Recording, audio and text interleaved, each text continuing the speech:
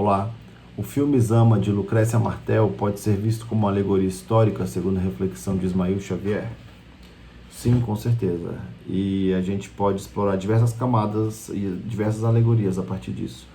Podemos aproveitar aquela diferenciação de alegorias entre intencionais e as inconscientes que o Ismael Xavier usa no texto dele. As intencionais, a gente pode pensar que o autor, o próprio nome do filme Zama, se baseia no nome do peixe, que é basicamente o peixe que usa toda a sua energia para conquistar permanência, para sobreviver, mas basicamente ele fica nadando contra a maré, tenta repelir ele o tempo todo. Inclusive ela usa isso no começo do filme para justificar. E daí começa a desenvolver a história do Diego de Zama, que é um representante da coroa espanhola numa fronteira entre Argentina e Brasil e Uruguai.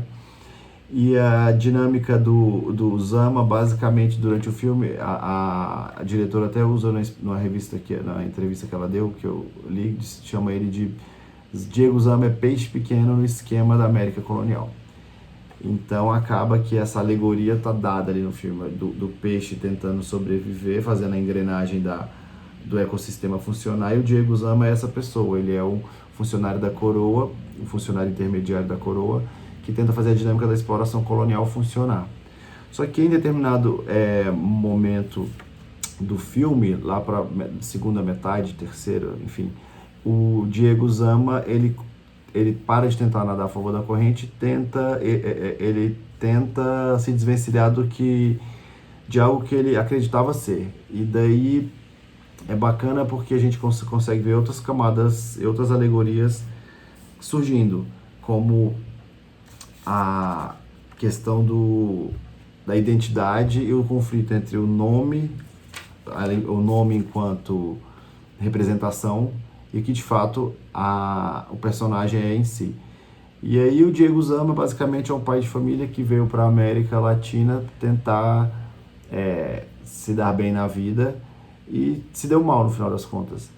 E aí, quando ele tem um embate com o Matheus Nartigal, o personagem dele, tem uma conversa bastante interessante nessa linha, porque o personagem do Matheus diz para ele que essa atmosfera de ilusão entre herói e bandido, ela existe só em determinado nível, que no final das contas, na prática, ela não é bem isso. E aí a gente também pode voltar na questão da alegoria do filme, só para não aproveitar o tempo, na alegoria do filme, no contexto histórico de quando ele foi lançado e do que a Argentina em si estava vivendo naquele momento. O contexto de forte recessão, o presidente Maurício Macri acabava de ser eleito, havia uma nova necessidade de recorrer ao FMI, ou seja, o país voltava a depender do capital externo, voltava a depender de outras forças para poder existir economicamente, a população passando por grande dificuldade. Então, essa alegoria histórica está dada no lançamento do próprio filme.